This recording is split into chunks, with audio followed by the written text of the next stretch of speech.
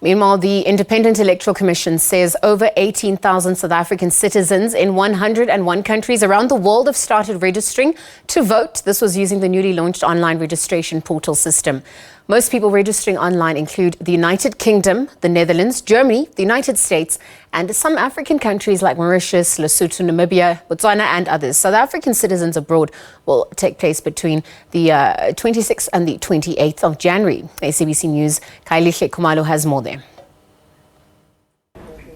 Well, essentially, it's all about casting the net as wide as possible for all South Africans, irrespective of their current destination. As you know, this coming weekend is very crucial for the IEC in terms of making sure South Africans living, studying abroad to have an opportunity to register to vote. But Commissioner Love joins us now to tell us more about this important process. Once again, Commissioner, thank you so much indeed for your time. Thank you very much and for being here.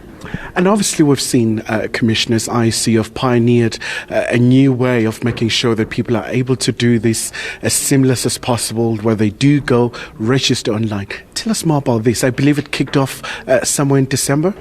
Correct. So the online portal started in December. We've already had over 18,000 people using it who are living abroad, and we want to encourage people to continue to do that.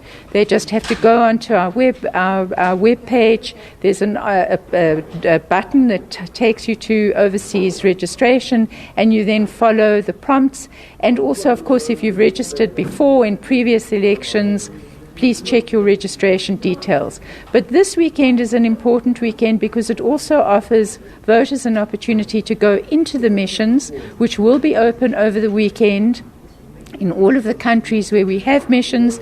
And those missions, the exact listing of where they are available on the website of DIRCO, but also on our website. And we say to people, you can go person to person, identify what your registration details are, make sure that you're online. We've tried to make it even easier. Before this year, we used to have to get people who were abroad also to apply. So not only did they have that address of being in another country, but they then had to apply. No longer is that necessary. The law has changed. So once people are on the correct segment of the voters' roll in whatever country, they will be able to vote on voting day. So please let them go and register. And obviously collaborating with the Department of International Relations and Cooperation. I see in 2019 about 21,000 South Africans voted, and I would imagine it's a very same clarion call for all people to make sure that they seize the opportunity. But tell us about the state of readiness. What is DECO saying to you in terms of the missions opened? Well, we've had a lot of very good cooperation. They are assuring us that all the missions are ready to go. We have had some training sessions with staff in those missions. We do have at the bigger missions also an additional presence from the Commission. But we have been assured that all the missions are ready and prepared for South Africans to pitch up and to confirm their details, register afresh, and so hopefully people will take up this opportunity.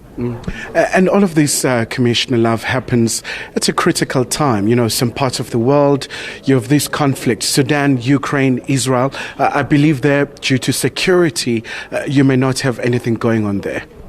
Well, we have been informed by DIRCO that these missions are not able to open due to security reasons, and that is regrettable. But in those countries, we've asked DIRCO nonetheless to still broadcast, and we ask yourselves to really make people aware of the opportunities to register as voters and to check their details online, because we hope that the opportunity will exist if they are living in those countries or studying in those countries for them to vote on voting day. And the only way they can do that is if they're registered before the date of proclamation. So please register to vote. And just before I let you go, Commissioner, you have made a very impassionate plea as well to the employers, the institutions where South Africans are based, for them to be given this opportunity to go and register, you know, to get their ducks in the row, so to speak.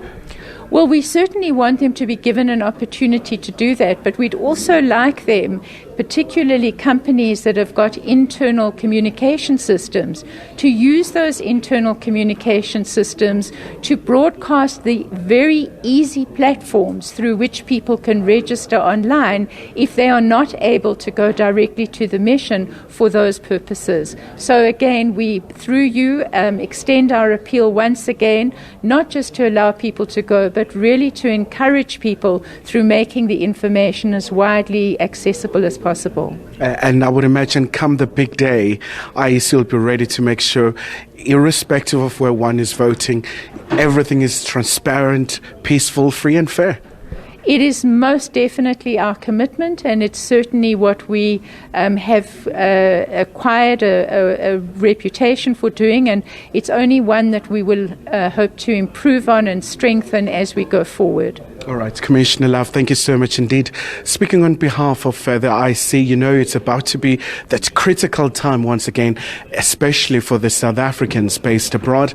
As you know, that there's a massive community in the diaspora, so it's about them this coming weekend to make sure that they get their details ready. And especially, I mean, you look at the countries like the United Kingdom, Netherlands, and many others, China, even right here in the African continent. So there's a very big message for people to go out and seize the opportunity. After all, it's a very fundamental right. Kylie Kumalo, SABC News, Centurion.